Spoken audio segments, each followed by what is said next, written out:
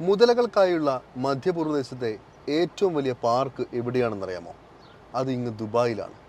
മുതലകളെ അന്താരാഷ്ട്ര സ്റ്റാൻഡേർഡിൽ പരിപാലിക്കുന്ന ഇടം. ഇന്ന് അവിടേക്കാണ് നമ്മുടെ യാത്ര. മുതലകളെ തേടിയുള്ള യാത്ര.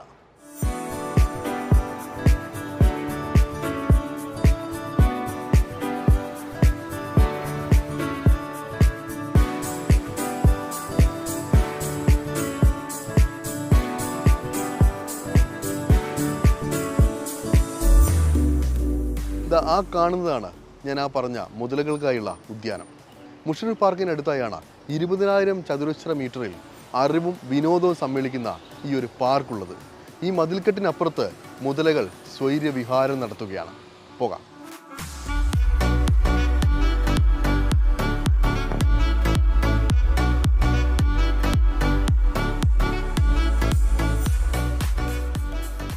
ഒരു ആഫ്രിക്കൻ തടാകത്തിന്റെ കരയിലൂടെ നടക്കുന്ന പ്രതീതി സന്ദർശകന്റെ മനസ്സിൽ ജനിപ്പിക്കുന്ന തരത്തിലാണ്, അല്ലെങ്കിൽ ആ ഒരു തീമിലാണ് ഈ ഒരു പാർക്ക് മുഴുവൻ നിർമ്മിച്ചിരിക്കുന്നത്.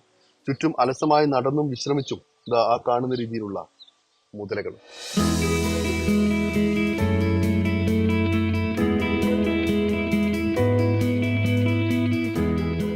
250ഓളം നൈൽ മുതലകളുണ്ട് ഈ ഒരു ഉദ്യാനത്തിൽ. ഇത്തരത്തിൽ ഈ കാണുന്ന തരത്തിലുള്ള 3 തടാകങ്ങളിലായാണ് ഇവയെല്ലാം സംരക്ഷിച്ചിരിക്കുന്നത്. 6 മീറ്റർ നീളവും അതോടൊപ്പം തന്നെ 100 വയസ്സുവരെ ജീവിക്കാനുമുള്ള കഴിവുണ്ട് ഈ ഒരു ജീവികൾക്ക്. ഇവിടെ 4 മാസം പ്രായമുള്ളവ മുതൽ 25 വയസ്സ് വരെയുള്ള മുതലകളെ ഇവിടെ സന്ദർശകർക്ക് കാണാനാകും.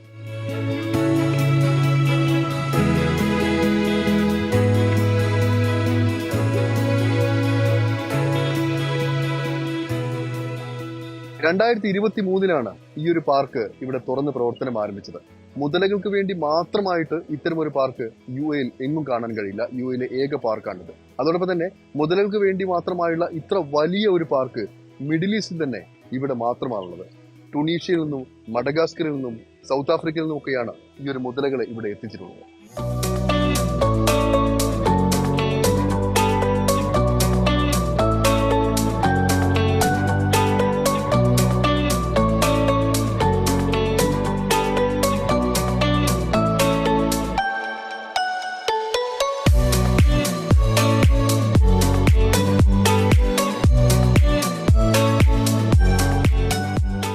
തടാകത്തിലെ വെള്ളത്തിന്റെ താപനിലയും പ്രത്യേകമായി തന്നെ ക്രമീകരിക്കേണ്ടതുണ്ട്.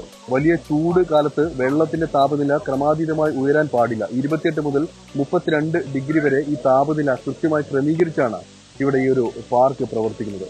അതിനായി പ്രത്യേക സജ്ജീകരണങ്ങളും ഇവർ ഏർപ്പെടുത്തിയിട്ടുണ്ട്.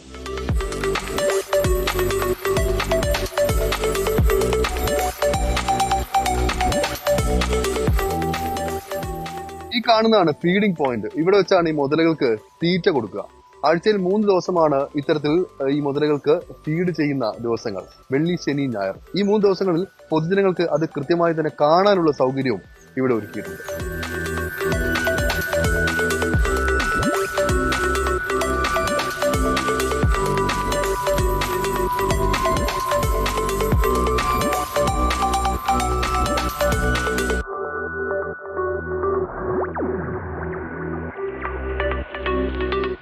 വെള്ളത്തിന് മുകളിലും കരയിലുമൊക്കെയാണല്ലോ സാധാരണ ഈ മുതലകളെ കാണാറുള്ളത്.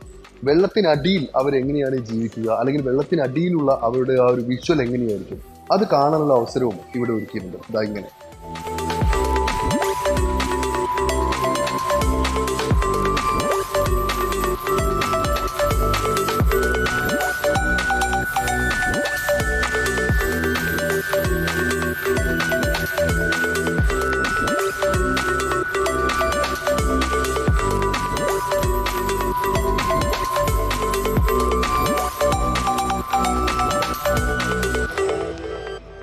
ആ കാണുന്ന തരത്തിൽ കൺപീലിയിലുള്ള ഒരു പ്രത്യേകതയാണ് ഇവർക്ക് വെള്ളത്തിനടിയിലുള്ള യാത്ര സുഗമമാക്കുന്നത്.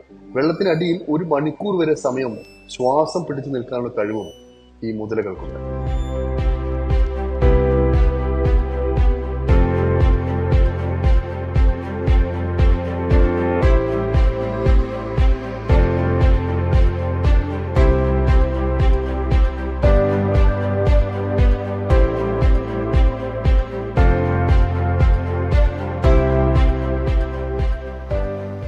തടാകക്കരയിൽ മുഴുവൻ ഇത്തരത്തിലുള്ള മണൽ കാണാം.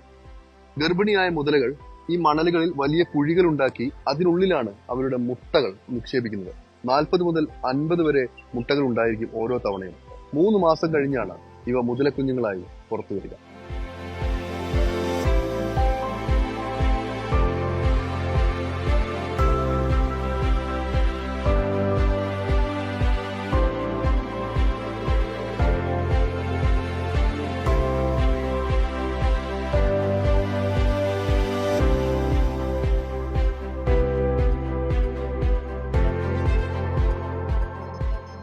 അടുത്ത ഭാഗത്തേക്കാണ് പ്രവേശിക്കുന്നത്, മ്യൂസിയം ഏരിയ. ഈ മുതലകളെ പറ്റി ശാസ്ത്രീയമായി അറിയാനും പഠിക്കാനുമുള്ള നിരവധി കാര്യങ്ങളാണ് ഇവിടെ നിരത്തി വച്ചിരിക്കുന്നത്. സന്ദർശകർക്ക് കൗതുകത്തോടൊപ്പം വലിയ അറിവും ഈ ഒരു മേഖലയിലെത്തിയാൽ ലഭിക്കും.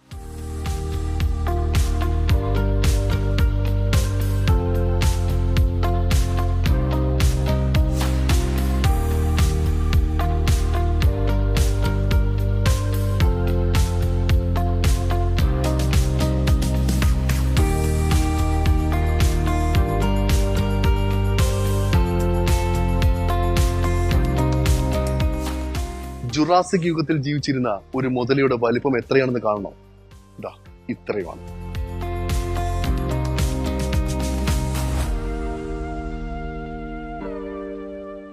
ഈജിപ്ഷ്യൻ നാഗരികതയിൽ മുതലകൾക്ക് വലിയ പ്രത്യേകതയുണ്ടായിരുന്നു. മുതലയുടെ തലയും മനുഷ്യന്റെ ഉടലുമുള്ള സോബെക് എന്ന ദൈവം തന്നെ ഈജിപ്ഷ്യൻ നാഗരികതയിൽ ഉണ്ടായിരുന്നു. അതിനാൽ തന്നെ മുതലകളെ മമ്മിഫൈ ചെയ്ത് സൂക്ഷിക്കുകയാണ് പതിവ്. അത്തരത്തിലുള്ള ഒരു മുതലയുടെ മമ്മിയുടെ രൂപമാണ് ഈ കാണുന്നത്.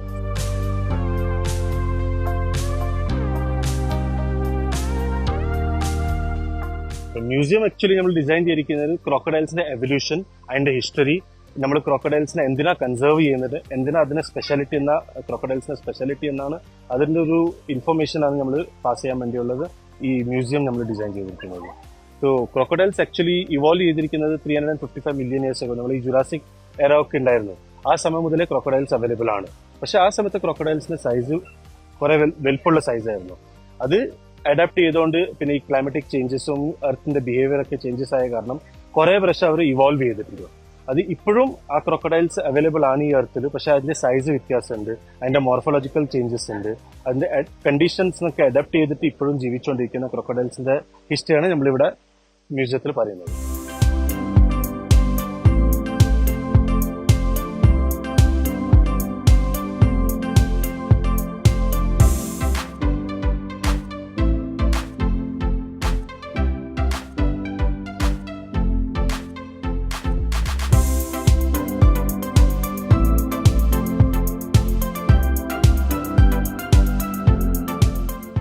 സത്യം പറഞ്ഞാൽ ഈ പാർക്കിലേക്ക് എത്തുന്നതുവരെ അല്പം ഭയം എനിക്കുണ്ടായിരുന്നു എന്നത് പറയാതിരിക്കാൻ കഴിയില്ല. എന്നാൽ അതെല്ലാം മാറിയാണ് ഇപ്പോൾ ഞാൻ പുറത്തേക്ക് വരുന്നത്. കുട്ടികൾക്കുൾപ്പെടെ മികച്ച അറിവ് മുതലകളെ പറ്റി ഈ പാർക്ക് സമ്മാനിക്കുമെന്ന കാര്യത്തിൽ യാതൊരു സംശയവുമില്ല. ദുബായിൽ നിന്നും ശരത് ചെറുകുന്നിനൊപ്പം അരുൺ പാറാട്ട്, 24.